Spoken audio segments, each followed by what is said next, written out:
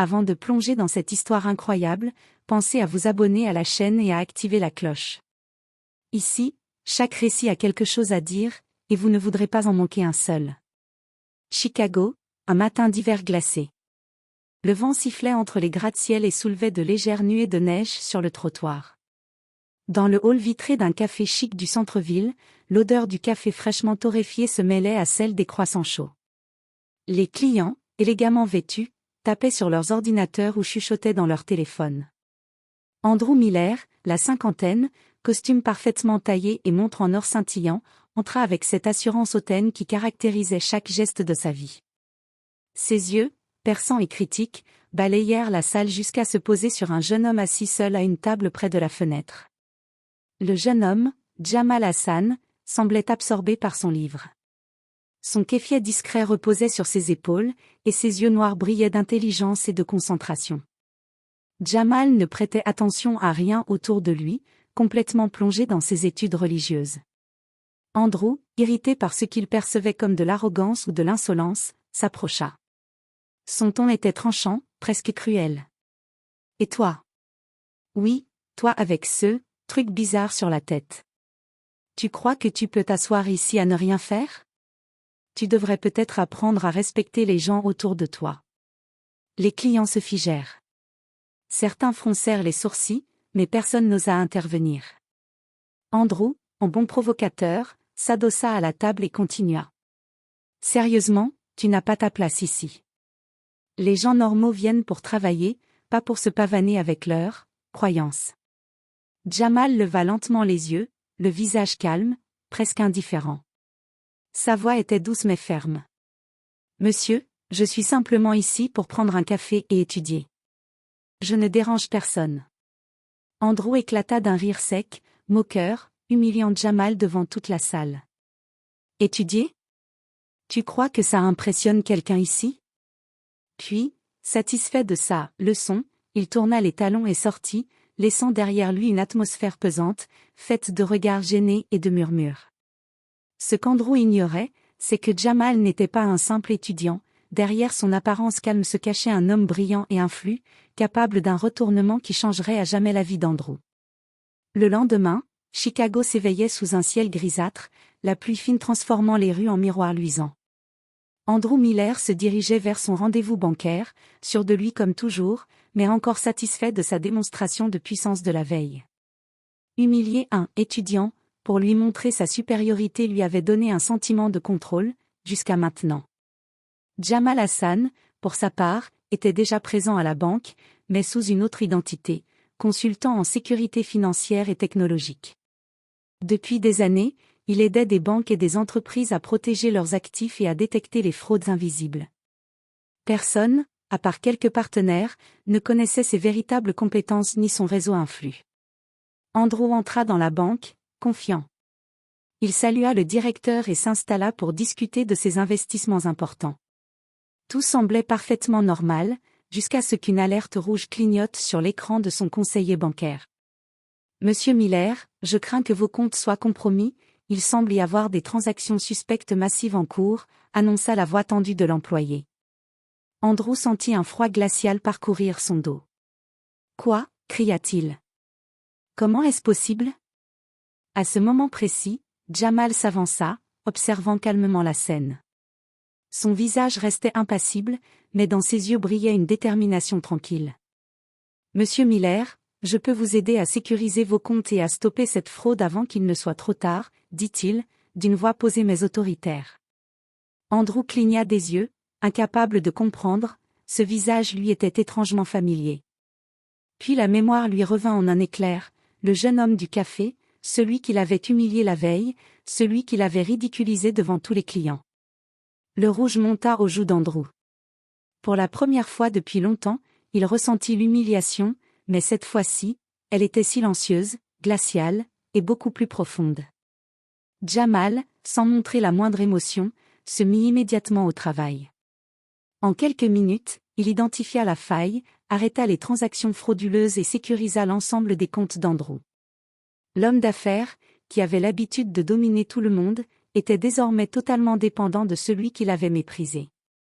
Pour Andrew, ce moment fut une leçon amère. Sous-estimer quelqu'un à cause de ses croyances ou de son apparence pouvait se révéler catastrophique. Andrew Miller était assis dans son bureau, la porte encore ouverte sur la banque, incapable de détacher ses yeux de Jamal Hassan. Le jeune homme travaillait avec une précision et une rapidité qui laissaient Andrew bouche bée. Chaque clic, chaque mouvement semblait calculé, et en moins de 20 minutes, la menace de fraude avait disparu. Tous les comptes d'Andrew étaient sécurisés, et aucune perte financière n'avait été enregistrée. « Comment avez-vous fait cela ?» demanda Andrew, tentant de reprendre contenance. Mais sa voix trahissait sa confusion et sa peur intérieure. Jamal s'arrêta, tourna lentement la tête vers lui et répondit calmement. « Monsieur Miller, j'ai passé des années à comprendre comment des systèmes comme le vôtre peuvent être piratés. Je connais leurs failles mieux que quiconque. » Andrew déglutit. Il réalisait enfin que l'homme qu'il avait humilié la veille n'était pas un simple étudiant, mais un expert reconnu dans son domaine. Un expert qui aurait pu, s'il l'avait voulu, causer des pertes colossales. Mais Jamal ne s'arrêta pas là. Il sortit un dossier de sa mallette et le posa devant Andrew. Les documents contenaient des preuves, transactions illégales, détournements financiers et manipulations dans plusieurs entreprises partenaires d'Andrew. Les yeux de l'homme d'affaires s'écarquillèrent. Il comprit que sa réputation et son empire étaient en danger, et que le jeune homme qui l'avait rabaissé avait entre ses mains la capacité de tout exposer. « Je vous donne un choix, » dit Jamal d'une voix ferme mais polie. « Vous pouvez continuer à agir comme vous l'avez fait, et je ferai ce qui est nécessaire pour protéger les victimes de vos actions, ou vous pouvez écouter, apprendre et corriger vos erreurs. » Andrew sentit un mélange de colère et d'humiliation monter en lui. Jamal, qui la veille était sa victime, détenait désormais tout le pouvoir. L'homme qui riait et humiliait les autres se retrouvait à la merci de celui qui l'avait méprisé. Dans ce silence pesant, Andrew comprit que ce moment marquait le début d'une transformation nécessaire, non seulement pour sauver sa fortune, mais peut-être pour réapprendre à respecter les autres. 2 jours plus tard, Andrew Miller fut invité à une conférence économique prestigieuse à Chicago. Les principaux investisseurs et dirigeants de grandes entreprises étaient présents. Comme toujours, Andrew se tenait droit, costume impeccable, souriant aux caméras et aux invités. Il était sûr de lui, pensant que personne ne pourrait remettre en question son autorité. Mais à son arrivée, une surprise l'attendait. Le maître de cérémonie annonça avec enthousiasme. « Mesdames et messieurs, nous avons l'honneur d'accueillir un expert en cybersécurité, dont les interventions ont récemment sauvé plusieurs entreprises de pertes catastrophiques. Veuillez accueillir Monsieur Jamal Hassan. » Un murmure parcourut la salle. Les projecteurs se braquèrent sur Jamal, calme et élégant, qui monta sur scène. Andrew sentit son cœur se serrer. C'était le même jeune homme qui l'avait humilié dans ce café, et maintenant, tout le monde allait entendre parler de son expertise. Jamal prit la parole. Dans notre monde actuel, il est facile de sous-estimer les autres à cause de leur apparence ou de leurs croyances. Mais la compétence, l'intégrité et le savoir ne dépendent jamais de ces critères. Andrew sentit ses joues brûler. Chaque mot était une leçon directe à son arrogance. Jamal continua. Récemment, j'ai eu l'occasion d'aider une entreprise et son dirigeant à corriger des erreurs qu'il pensait insignifiantes. Ce dirigeant avait sous-estimé ceux qui l'entouraient, pensant que son pouvoir et son influence suffiraient toujours. Andrew pâlit en entendant ces mots.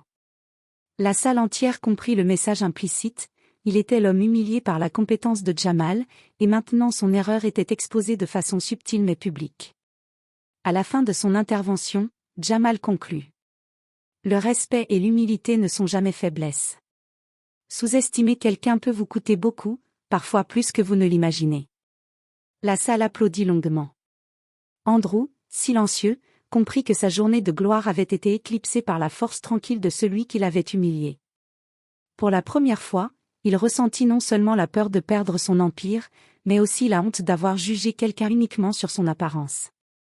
Ce jour-là, Andrew réalisa une vérité qu'il ne pourrait plus ignorer, l'arrogance avait un prix, et Jamal venait de lui montrer exactement combien. Après la conférence, Andrew Miller retourna dans son bureau, seul, face à ses pensées. La honte et la colère se mêlaient à un sentiment nouveau, l'admiration involontaire pour Jamal.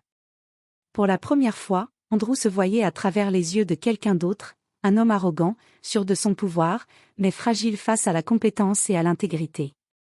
Jamal, lui, ne cherchait pas à humilier davantage.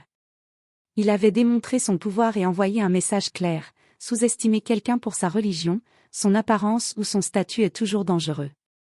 Mais maintenant, la balle était dans le camp d'Andrew. Pendant plusieurs jours, Andrew réfléchit à sa réaction. Il avait deux choix.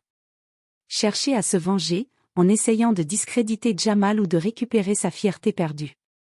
Accepter sa leçon, reconnaître sa faute et tenter de réparer ses erreurs, tout en apprenant à respecter ceux qu'il méprisait auparavant.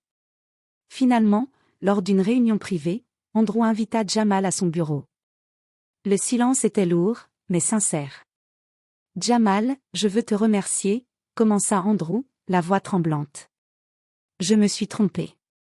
Je t'ai jugé, et j'ai agi comme un idiot.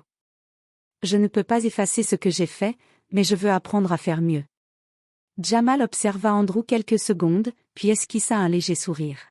« Monsieur Miller, reconnaître ses erreurs est le premier pas vers le changement. Maintenant, vous avez la chance de faire les choses correctement. » Andrew acquiesça, profondément marqué. Pour la première fois, il ressentit un véritable respect pour quelqu'un qu'il avait auparavant sous-estimé. Quelques semaines plus tard, Andrew transforma ses pratiques en entreprise, il encouragea la diversité, l'écoute et le respect mutuel. Et Jamal, devenu un partenaire et conseiller de confiance, veilla à ce que l'homme autrefois arrogant devienne enfin un leader digne de son nom. Ce retournement inattendu avait non seulement sauvé l'empire d'Andrew, mais avait aussi changé son cœur. L'humiliation s'était transformée en leçon, et le mépris en respect mutuel. Et ainsi, celui qui avait cru dominer, avait appris que le vrai pouvoir réside dans le respect et la reconnaissance de la valeur de chaque personne.